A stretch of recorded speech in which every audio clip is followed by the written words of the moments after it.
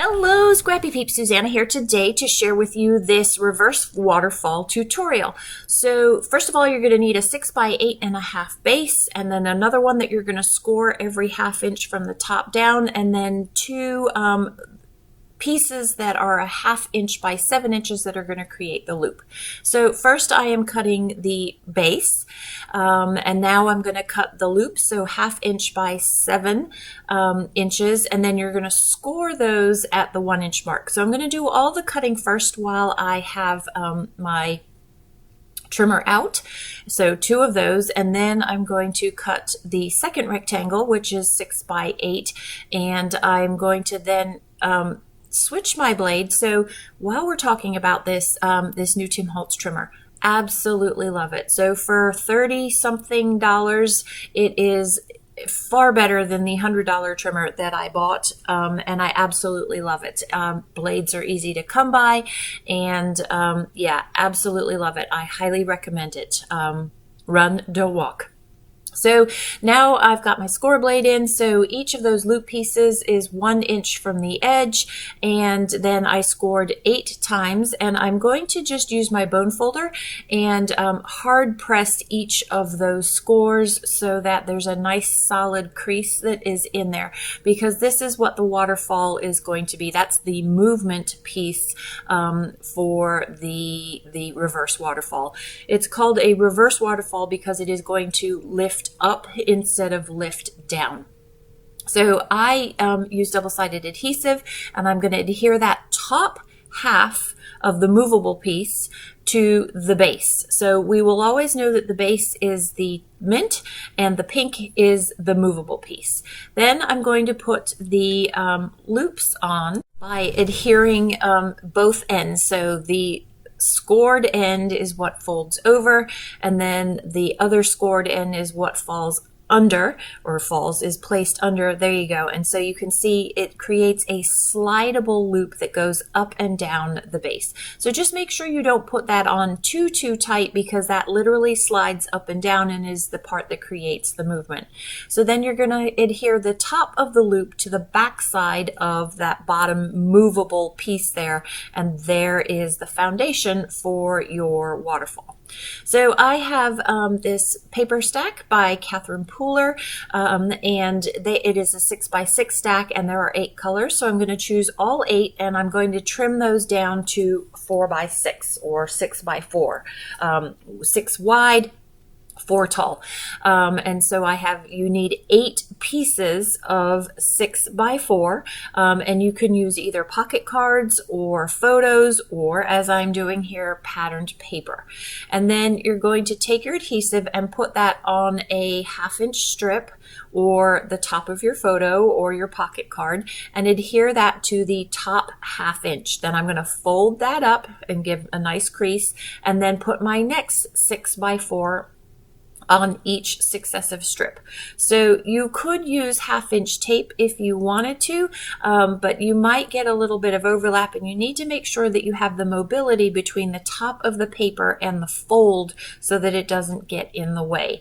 And you'll understand what I mean as you create this. So I'm going to speed this up. You'll see me go through all of them, but you don't need to see me go through it laboriously slow, as you're just working on the process here. It's dead easy. Tape, secure with pressure, attach, fold up, move on. So all 8 pieces are going to go that way. Once you have that, then you have the full thing, but you need a mechanism with which to push the slide.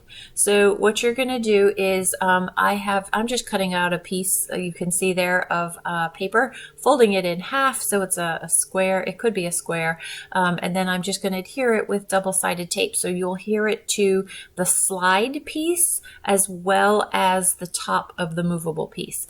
I wanted a little bit more of a decorative border, And so I used a pair of scallop scissors, and I'm actually going in reverse because while I like the yellow polka dots, or they're actually white polka dots on yellow paper, I actually prefer the white because it's just, there's already so much pattern that you can see in each of those pattern papers, plus the pink, plus the mint. So it's going to the bottom of the slide. You can see there, I lifted it up, and then to the top of the pink that is covering the top of the slide, and that is what slides it up and down. So now you need to make sure that you are putting the adhesive in the right places in order to adhere that to the page. So the top is obvious, you're going to put that on the top, and then you want to make sure that the bottom strip is within the bottom half of the bottom of the page. So that no, my finger wagging there, is you don't want to put it between the slide and the top, because then your slide won't be able to move, and you don't certainly want to attach your slide to that. So in the beginning of the video, I do have the instructions of the measurements, and there, my friends, is your reverse waterfall. So all done. I did this over on IG with a reel using 3x4 cards, so you will do the same principle. You're just going to use different measurements of what your base and your movable slide part are going to be. So now the rest of this video is the construction of the rest of the remainder of the layout. So I'm using Dots and Scallops dies from Catherine Pooler to create frames and cut photos to put on the right hand side, as well as photos and some decor on the left hand side. So I'm going to show you the bulk of what I'm going to do, and then it's pretty simple, right? You literally roll your photos through and you fill each of those waterfall pages that you have there. Most of what I'm going to use are going to be, I'm going to cut out some florals from this same paper stack. I'm going to use some tags from Simple Stories because it's me and I love my Simple Stories tags. And then I'm also going to use some pink fresh embellishments. Most of them actually come from the August kit last year.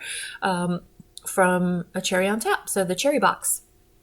So I'm going to layer this up here, and that is where I plan on housing my title. I'm going to off camera put a little bit of a diagonal pattern in the corner there, kind of like a photo corner. It just adds some color to that top part there that then ties the left hand side waterfall into the right hand side. I want to trim off some of this white border because I want that rectangle that's up the top to be the same size as the rectangle down the bottom. So that's kind of an intro photo because you don't see all of the other photos that are in the waterfall until you lift the waterfall. So your initial look at the layout, you at least see one photo. And that is this one here on the right hand side, which is of my daughter and I cuddling goats. So an ex-patient of mine owns a farm. And if you live in the Richmond area, I highly recommend that you Google Rhythm Ranch Homestead and go and snuggle with the baby goats or kids. It is such a fun experience, and Carrie has the best farm. There's goat's milk soap, and you can get fudge and jewelry, all kinds of things that she has for sale that support her and her agricultural business. So I put a flower on the slide, which I then changed to that. It's actually a pre-made wax stamp seal. And now I'm just going through to show you what I did for the rest of the embellishments there. It's pretty easy, right? Some of it is just photo, and that's the name of the ranch. So I'm going to bring it up close, show that to you. And that, my friends, is a reverse waterfall on a 12 by 12 layout with 9 photos, I think, and lots of room for journaling. You'll see that I only journaled in a couple of spots. I may not even have done that in these close-ups in this video, but it is in the close-ups. But there's a lot more space for journaling, which I intend to also have Mia help me out with. So I hope you enjoyed this process video. If you have any questions about the process, please don't hesitate to ask. I did slow this down a whole lot from my IG reel, so hopefully a more understandable technique for you. Thanks for stopping in today. I hope you're doing well. Come back again soon. Take care.